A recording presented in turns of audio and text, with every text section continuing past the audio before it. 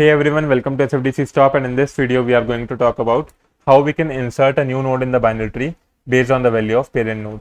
We are also going to learn how we can create a custom comparator in Apex. So let's begin. So this is the binary tree class that I created in my previous tutorial. So in case you are not aware of how you can implement a binary tree in Apex, I would recommend you to have a look at the previous tutorial and then you can come back to this video, because in this video our main focus is insertion of a new node based on the value of parent node.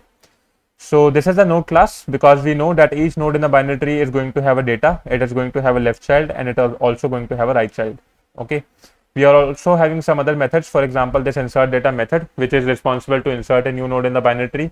And we are also having create binary tree method, and we are also having level order print method, which is used to print the binary tree level by level. So all these methods we created in the previous tutorial. And in this tutorial, let's focus on how we can insert a new node. Okay. So I'm just going to take a list here. Let's say I want to insert some nodes inside a binary tree, for example 1, 2 and 3 and 4 and 7 as well. Okay, and not only this, I'm also given information about the parent nodes. So I'm given that node number 1 is not having any kind of parent node, so for this node the parent node is null. Node number 2 is having 1 as the parent node. Node number 3 is also having 1 as the parent node, and let's say node number 4 is having 2 as the parent node, and node number 7 is having 3 as the parent node. Okay, so this is the parent node information that I am given. So based on this information, I can basically create a table for node and the respective parent node. So I can say that in this particular table, node number 1 is going to have parent node as null. Node number 2 is going to have parent node as 1. Node number 3 is also going to have parent node as 1. Node number 4 is going to have parent node as 2. And node number 7 is going to have parent node as 3.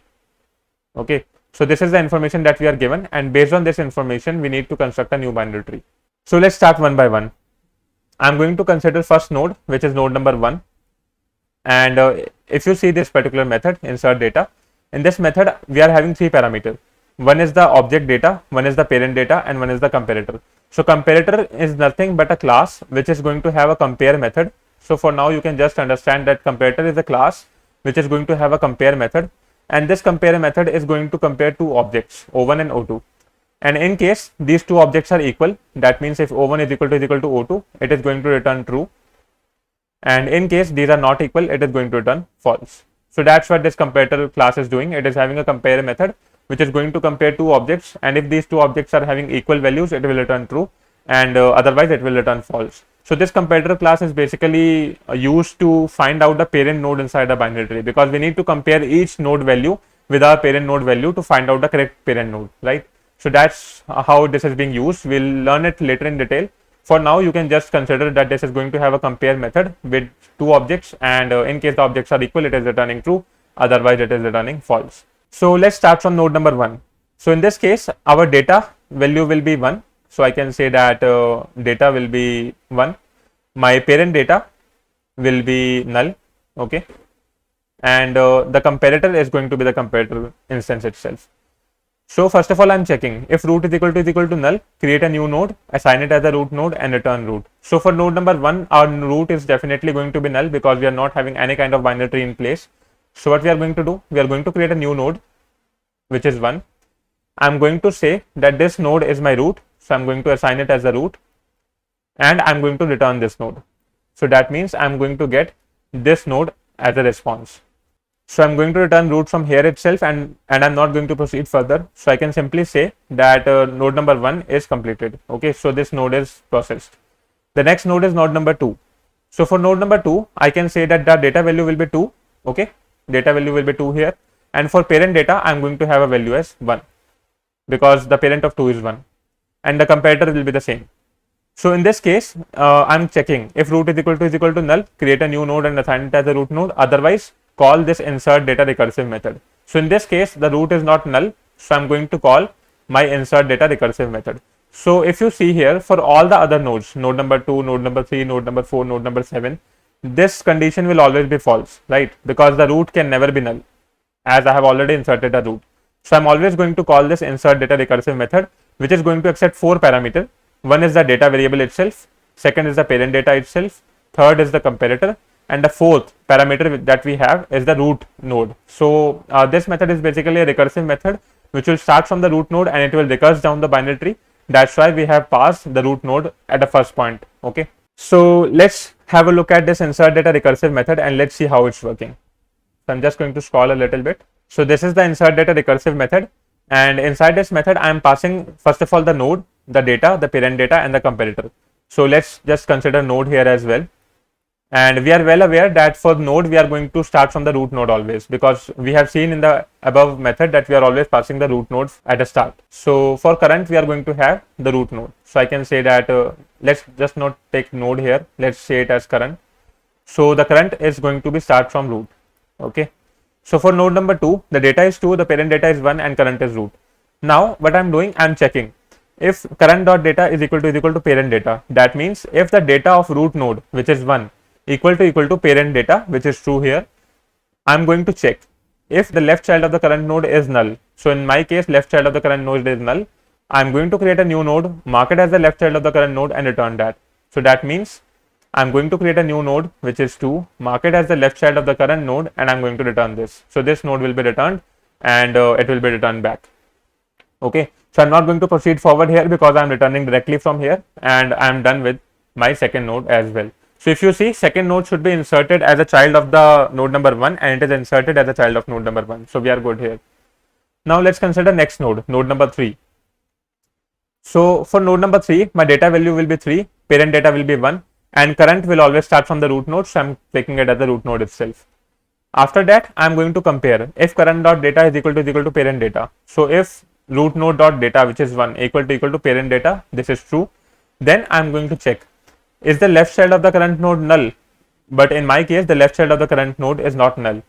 Then I'm going to check if current dot right is equal to null. That means if the right child of the current node is null, this is true. So what I'm going to do, I'm going to create a new node, mark it as the right child of the current node, and I'm going to return the current node. I'm going to return the new node. So I'm going to create a new node here, give it a value 3, mark it as the right child of the current node, and I'm going to return this node. So this node will be returned. Okay. So now we can see that we are returning directly from here. That means we are not going to proceed forward in the method, and we are done with our third node as well. So if you see, the third node, that is the node number 3, should be a child of node number 1, and in our binary tree, the third node is a child of node number 1 as well. Okay.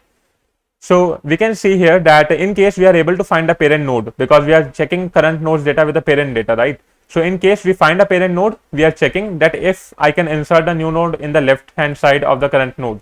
If that's possible, assign a new node to the left of the current node. If it is filled, I'm going to check that if I can insert a new node as a right child of the current node. If that's possible, assign it as the right child and return that. In case both the left and right child are filled, I'm going to return null. So this else condition will be executed in case I am not able to insert the current node as a left child or the right child of the parent node.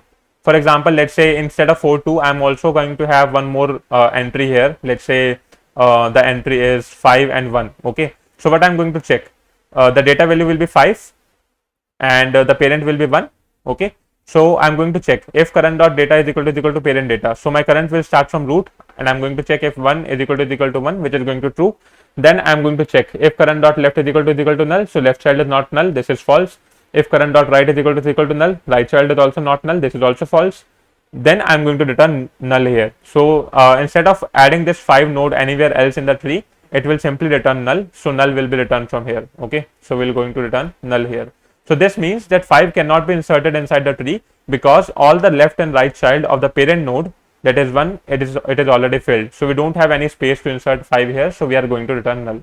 So this else condition will be used in case I have found a parent node and both the left and right child of the parent node are null. So let's not talk about 5. Let's talk about the other entry now. Now I'm going to consider node number 4. So for node number 4, my data will be 4 here. So this will have a value 4.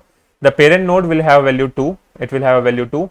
And my current will always start from the root node. So current is root as of now. So what I need to do, I need to check if current dot data is equal to parent data. So if root dot data, which is equal to 1, equal to parent data, which is 2, is it equal? No, it is not equal. So that means I'm not going to consider this particular case. I'm just going to consider the case ahead. So what I'm doing, I'm checking if current dot left is not equal to null. So in my case, current dot left is not null. That means I have a left node. Okay. So I'm going to call insert data recursive on current dot left, and I'm going to pass the data and parent data itself. So that means this whole method is called again for current dot left. So in my case, this whole method is called again. So that means I'm going to pass the data as 4 itself. I'm going to pass the parent data as 2 itself, and I'm going to pass the current. So the current will have value, instead of root it will be root dot left, because my current was root initially. So it is going to have current dot left. So current will have value 2, and initially for root it was having a value 1, right? So initially we were considering node number 1, but here we are passing current dot left in our recursive call. So we are going to have the left child of the current node, which is 2. So current will be 2 for this. Now let's see how this recursive call is working, and you just need to remember that the result of this recursive call will be stored in the left variable. Okay, so we'll come back to this. Now first of all, let's have a look at the recursive call. So for our recursive call, the current is going to be 2, as we already know. The data is going to be the same, data is 4, and the parent data is also same, which is 2.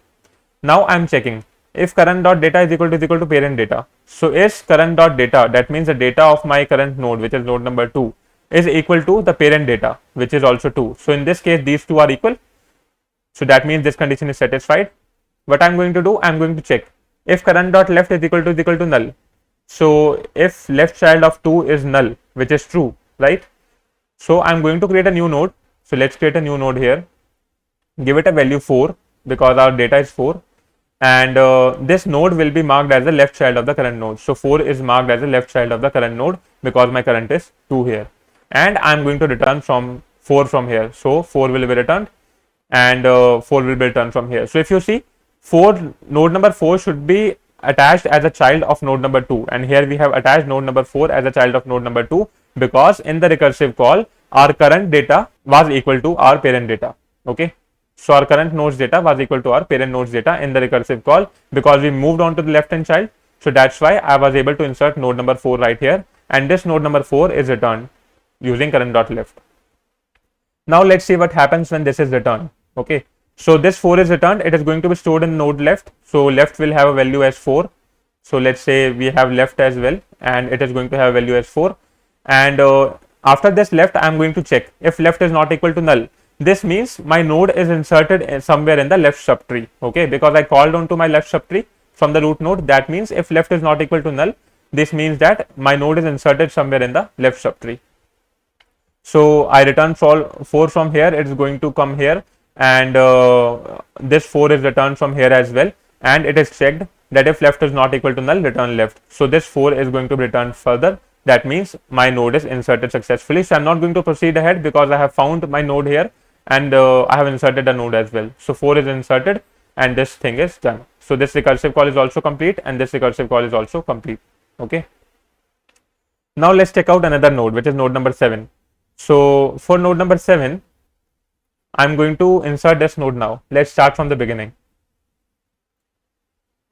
So initially what we are going to have, our current data will be 7. So let me just write 7 here.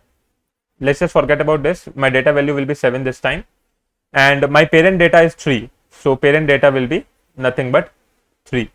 Okay, so current data is 7, parent data is 3. And my current is going to start from the root node. So current will always start from the root node, because we are passing root node from above. Okay, so let's see if current dot data is equal to parent data. That means if root node dot data, which is 1, equal to parent data, which is 3. So is 1 equal to 3? This is not equal, right? So what we are going to do, we are going to skip all this part.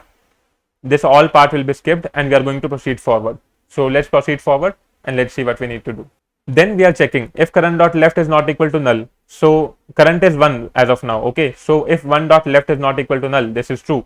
That means I'm going to call over to my left subtree, and here I'm passing current dot left in the current node. So my current will have a value as 2, and my parent data will have a value as it is going to have value as 3, because I'm passing 3 from here, and my data will have value as 7, because I'm passing 7 from here. Okay, so these are going to be the same in the recursive call as well. It was 7, it was 3, that is why it is 7, it is 3. Okay, so my current value is 2 this time, And once this method is called recursively, I'm again checking the same thing. So I'm checking that if current dot data is equal to parent data. So as I moved on to our recursive call and as I moved on to node number 2, I'm again checking that if this data, node number 2 data, it is equal to my parent node's data or not. So this time current data is equal to parent node's data or not. So this is false. So what I'm going to do, I'm going to again skip all these conditions and I'm going to move over to my recursive call. So in order to move over to my recursive call, I'm going to check if current dot left is not equal to null. So if 2 dot left is not equal to null, this is true. That means I'm going to call this method again with current dot left. So this method will be called again, and the data value will be same. It will be 7. The parent data will be same, which is 3, and the current value. So the current value will be, this time it will be 4 because I'm calling on to my node number 4. Okay. So let's see what happens in the third recursive call. So basically this is recursion. Okay. We are starting from here, we are moving here, and then we are again moving to the left subtree. So in this case, I am again going to check if current dot data is equal to parent data. So is current dot data 4 equal to parent data 3? If this node's data is equal to my parent data 3. So this is not equal. That means what I'm going to do, I'm going to skip all these conditions again and I'm going to proceed forward. So I'm going to proceed here and I'm checking if left is not equal to null. So if you see left of 4, this is null, and right of 4 is also null, right? We don't have any kind of nodes here. So this condition is false. This condition is also false. That means I'm going to return null from here. And this null means that I haven't found the parent node in this particular branch of the tree. So I'm going to return null from here. So this null will be returned from here and it is going to be inserted in the left node. So this recursive call is done. And I'm going to have null in the left for this particular recursive call, and it is also going to return the same thing. But before that, it is going to check in the right subtree as well, because once I receive null in the left node, I'm going to check if left is null or not. So in this case, left is null. That means I'm going to check in the right subtree, and for the right subtree, I'm going to check if current dot right is not equal to null. So for node number 2, that means for this particular call, the right is already null. That means this is not going to be executed and I'm going to return null. So null will be returned from here as well. So from here also I'm going to return null, and from this node also null will be returned. So in this case null will be returned. So I'm getting null in my root node. So this call is also done. I'm again back to my root node, and I'm receiving null from the left subtree in case of my root node. Okay. So that means I got to know that I haven't found 3 anywhere in my left subtree. And if you see here as well, 3 is nowhere present in my left subtree. Okay, here we have value as 2. So this value is basically 2. Okay, so this is 2 and this is 4. So I haven't found 3 anywhere. What I am going to do? So I have found, so this left value is null. So now I am going to call in over to my right subtree because current dot right is not equal to null. So for current value is 1. The right child is not null, so I am going to call over to my right subtree. So this method will be called again for the right subtree, and for this particular recursive call, we are going to have values as this. So the data value will be same, data will be 7, and parent data will be same, it is going to be 3. The current will be, this time it will be 3. Okay, so because I am calling on here, so it will be current dot right, which is nothing but root dot right. So the current value will be 3. Now let's see what happens when this method is called for node number 3. So if you see here, the current value will be 3. I'm going to check if current dot data is equal to parent data. So is current dot data is equal to parent data. So in this case, these values are equal.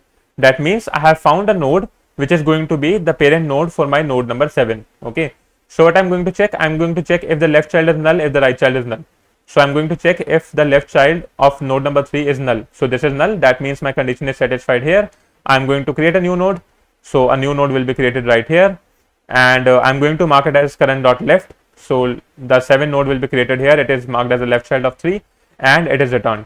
So from this node, I'm going to return 7 from here. Okay. So this node is basically going to specify that I'm going to return 7. So as 7 is returned, it will be received in the right hand side of my root call. So this recursion call is done. I'm back to my root call, and this time I was calling on my right hand child, right? So whatever node is returned, the node number 7 is returned, so 7 will be stored here, and I'm going to check if right is not equal to null. So this time right is not equal to null. That means I have some value. So I'm going to return right. So 7 will be returned. So in this case, 7 will be returned from here. So that means I was able to successfully insert node number 7 into my subtree. And I hope this code is clear to you.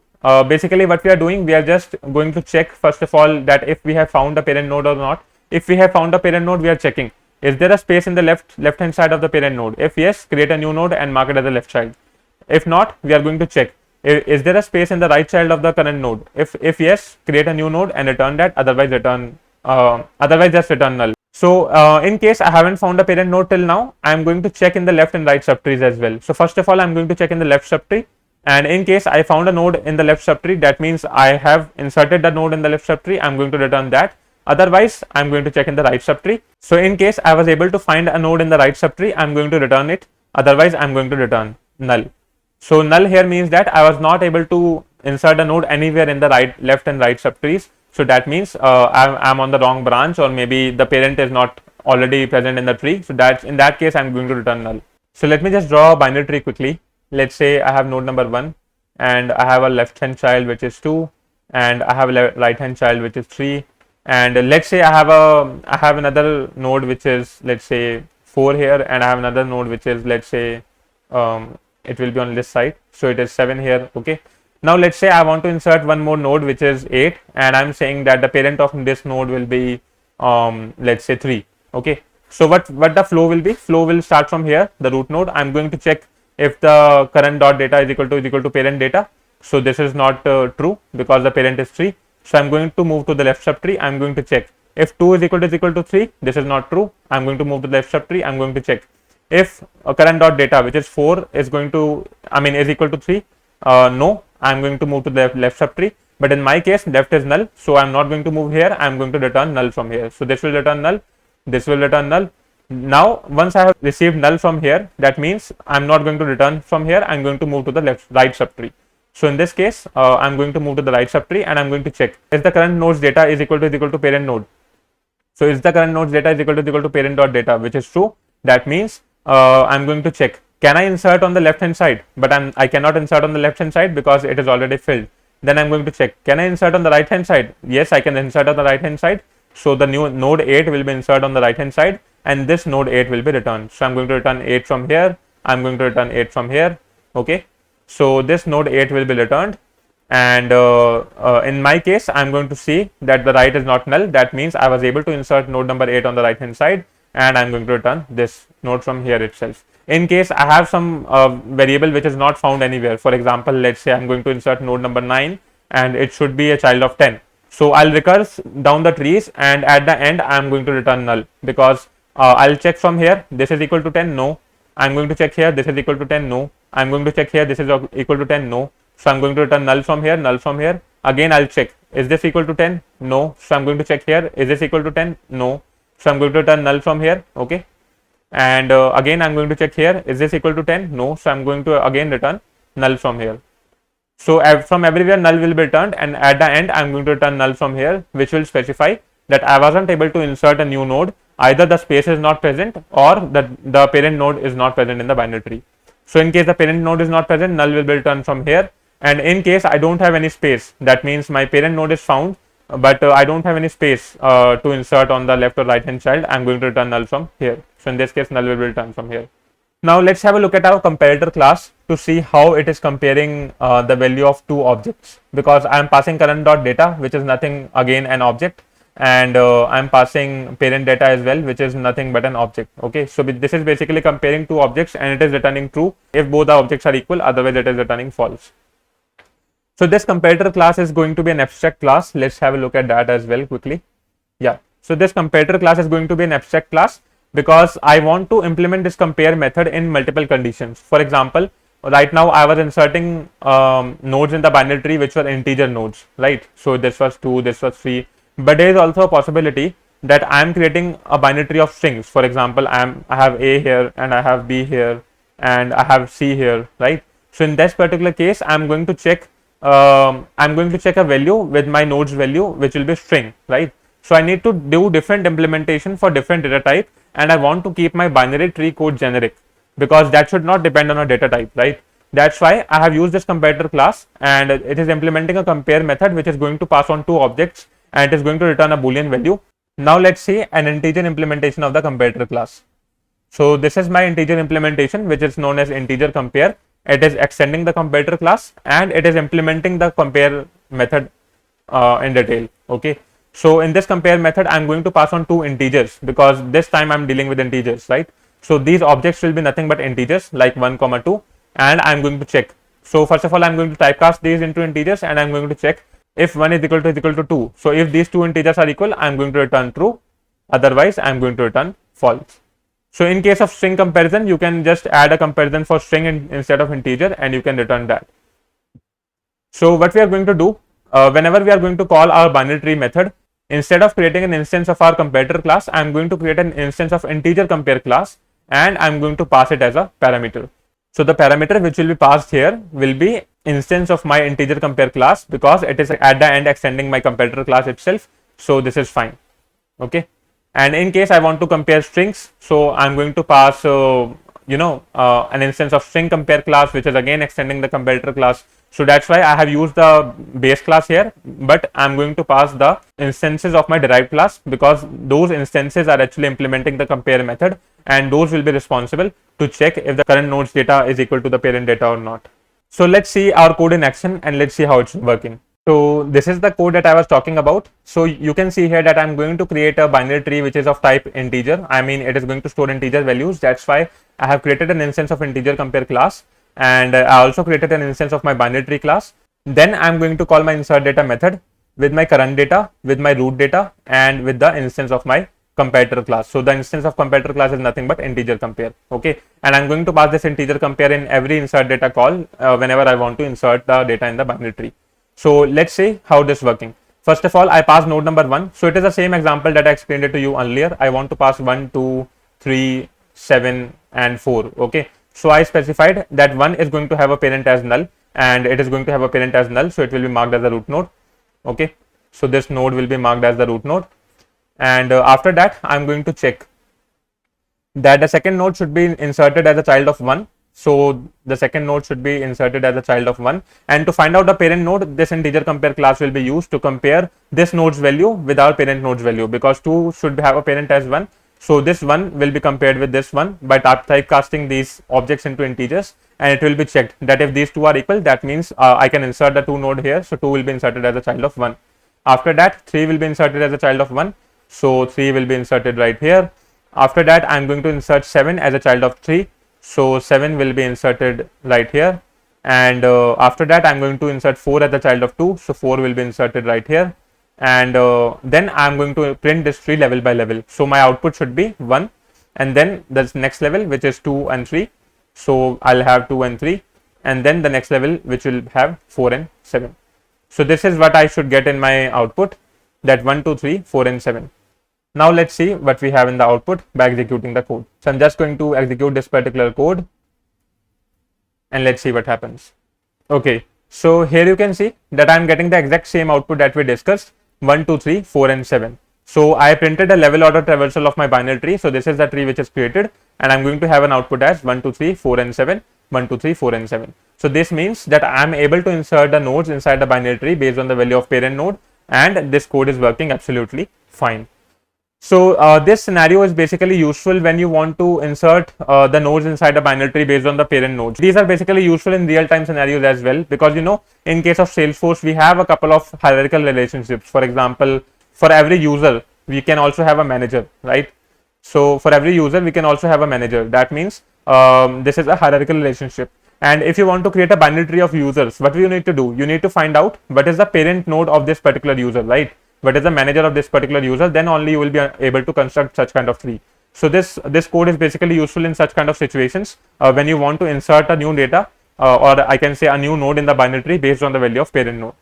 So that's all for this tutorial, everyone. I hope you liked it, and I hope you understood all the code regarding insert data and insert data recursive method as well, and comparator class as well, and also I hope that you understood how I'm using integer compare class to compare two objects which are of type integer. Because in case you want to compare strings, you can again extend this comparator class and use it to compare two objects and insert a new node inside our binary tree.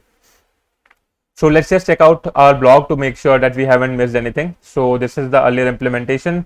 We learned about insert data method. We learned about insert data recursive method as well. This is done.